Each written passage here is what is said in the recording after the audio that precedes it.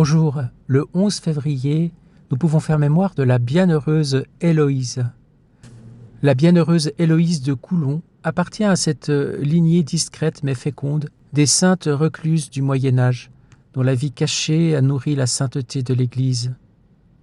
Elle vécut au XIe siècle en Normandie, sous l'influence spirituelle de l'abbaye bénédictine de Coulon. Issue de la noblesse, elle connut d'abord une vie familiale conforme à son rang. Mariée en premières noces à un seigneur local, puis remariée après veuvage, elle connut les responsabilités du monde, la gestion des biens et les épreuves de la perte. Cette expérience humaine profonde semble avoir préparé en elle un détachement intérieur progressif, orientant son cœur vers Dieu seul. Après la mort de son second époux et alors que ses fils embrassaient eux-mêmes la vie monastique, Héloïse choisit de se retirer du monde. Elle fit construire une cellule près de l'abbaye où elle vécut en recluse, sous l'obédience bénédictine. Cette forme de vie radicale, mais reconnue par l'Église médiévale, ne relevait pas d'un refus du monde, mais d'une offrande totale. La recluse devenait intercesseur pour le peuple, vivant dans la prière continuelle, la pénitence et la contemplation. Par ses dons généreux à l'abbaye et par sa prière constante, Héloïse participa au rayonnement spirituel et matériel de la communauté monastique, contribuant notamment à son implantation durable dans la région.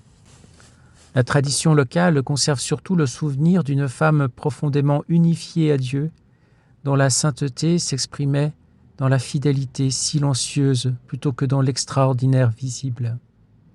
Contrairement à certains mystiques, aucun écrit personnel ne nous est parvenu d'elle. Sa mémoire repose davantage sur le témoignage des communautés qui ont gardé son culte et ses reliques, notamment dans l'église Saint-Chéron de Coulon. Cette absence d'écrit n'appauvrit pas sa figure spirituelle. Elle rappelle que la sainteté de nombreux saints médiévaux fut avant tout une sainteté vécue, plus transmise par la prière et la tradition que par la plume. La bienheureuse Héloïse incarne ainsi une forme très pure de spiritualité bénédictine, stabilité, conversion du cœur, recherche de Dieu dans le silence. Sa vie rappelle que la vocation chrétienne peut passer par des chemins très variés, mariage, veuvage, solitude consacrée, et que Dieu sanctifie toutes les étapes de l'existence humaine. Patronne locale de Coulon, elle demeure pour l'Église un signe discret mais profond, celui d'une âme qui, après avoir traversé les joies et les blessures du monde, choisit de tout offrir à Dieu dans la prière cachée, devenant un cœur contemplatif au service invisible du peuple chrétien. N'est-ce pas d'ailleurs également la vocation de toute personne qui veut vivre dans la divine volonté?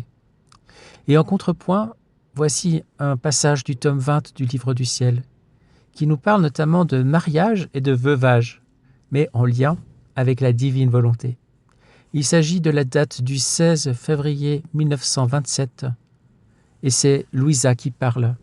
« Je parcourais toute la création afin d'amener toutes les choses créées avec moi devant la suprême majesté, en hommage, louange et adoration, parce qu'elles sont les œuvres de ses mains créatrices, dignes de celui-là seul qui les a créées, car elles sont animées par sa divine volonté. Mais en faisant cela, je me disais, les choses créées ne se déplacent pas, elles restent à leur place, elles ne viennent pas avec moi. Il est donc inutile de dire que je les amène avec moi, puisqu'elles ne viennent pas. Je pensais cela lorsque mon doux Jésus sortit de mon intérieur et me montra en même temps ma petite âme avec de nombreux rayons centralisés en elle et qui maintenaient la communication avec chaque chose créée, de telle sorte qu'elles étaient en communication avec moi et moi avec elles.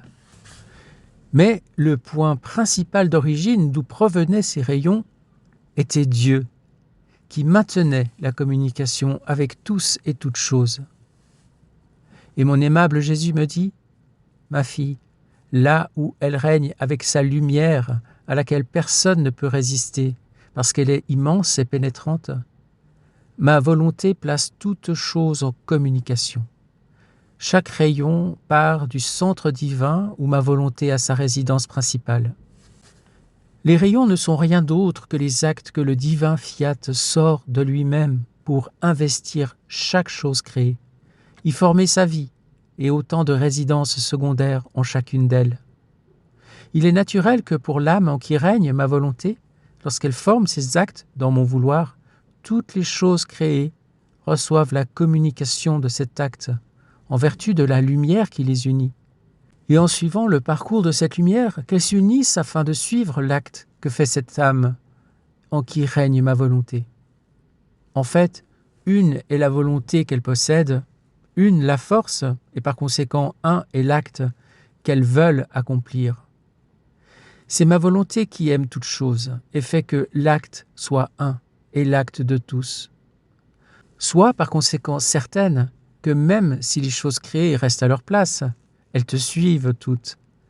Ma volonté elle-même les met en route vers toi, afin que tu ne sois pas seul et qu'elles puissent toutes t'accompagner. C'est comme dans un mariage. La mariée et le marié s'avancent et sont suivis par tous les invités. Tu es la mariée avec laquelle ma volonté a voulu former son mariage royal. Elle voulait abattre la division, les obstacles qui existaient entre toi et elle-même, afin de former le plus heureux des couples qui fut jamais. Ce sont donc des jours de fête pour toi et pour ma volonté. Tes actes animés par le divin fiat sont des invitations continuelles que tu envoies à toutes les choses sorties de nos mains créatrices. Par conséquent, ton invitation est extrêmement vaste et personne ne peut la refuser parce que c'est une divine volonté qui appelle toutes ses œuvres à son banquet, y compris même ma céleste maman. Et toutes se sentent honorées et triomphantes d'assister à ce mariage et de participer au banquet nuptial de ma suprême volonté. C'est pourquoi elles attendent avec grande impatience tes actes, tes invitations, tes appels pour venir s'asseoir au banquet et célébrer les deux époux.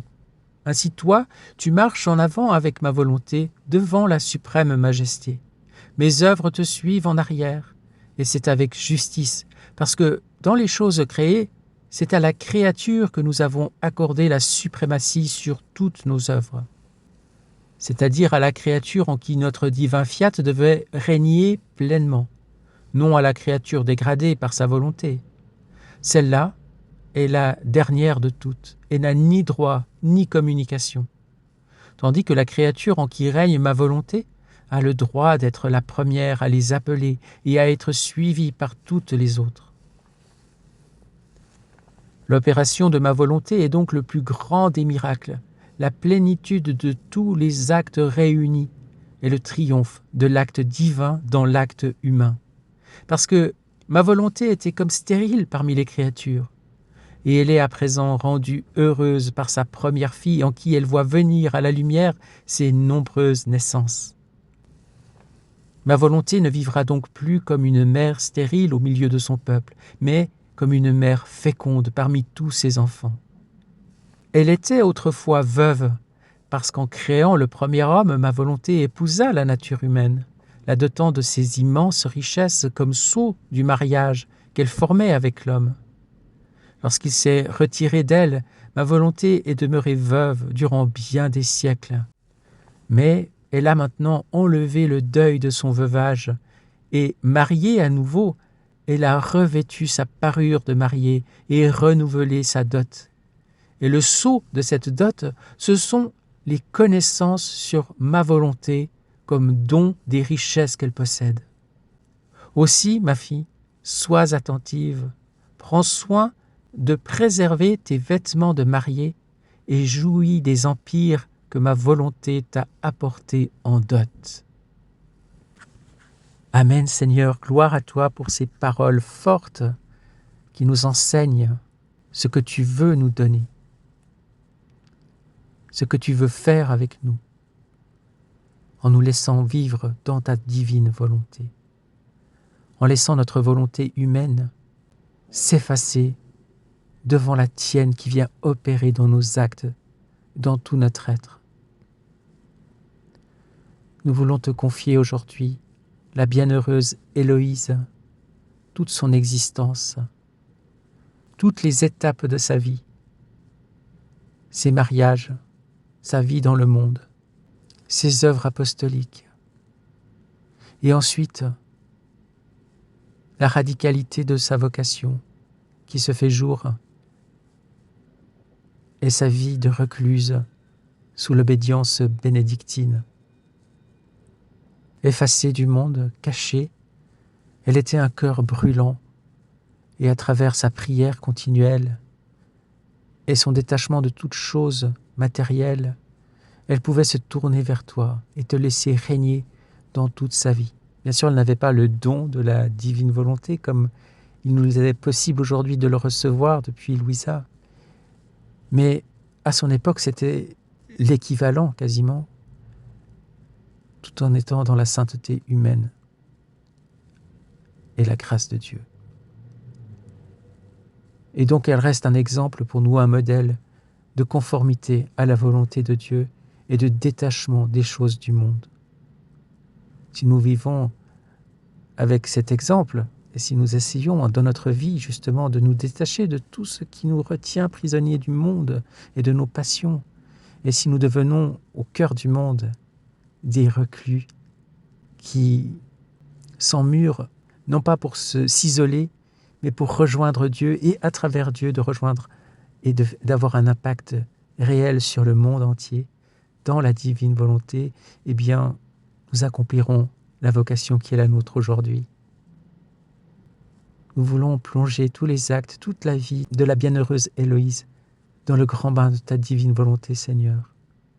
Nous voulons apposer notre « je t'aime, je te bénis, je t'adore et je te rends grâce » dans ta divine volonté avec ton propre amour, Seigneur, sur chacun des actes de la bienheureuse Héloïse. Et nous voulons te confier tout l'ordre bénédictin, tous les moines et moniales, tous les ermites, tous les reclus et recluses, s'il y en a aujourd'hui. Et nous voulons te demander le grand don de ta divine volonté. Nous voulons aussi te demander la grâce de savoir prier comme Louisa, en allant rejoindre toutes les choses créées pour les amener devant ta majesté suprême, en hommage et louange et bénédiction. Ce sont des rondes de la création que Louisa nous apprend à faire, que nous pouvons faire à toute heure du jour, dans notre quotidien. Nous te demandons la grâce en ce jour de rester unis et d'accueillir ta divine volonté, qu'elle vienne opérer en nous et que ta vie grandisse dans notre cœur, dans notre âme. Sois béni infiniment, Seigneur, maintenant et à chaque instant. Gloire à toi. Bonne journée et à demain.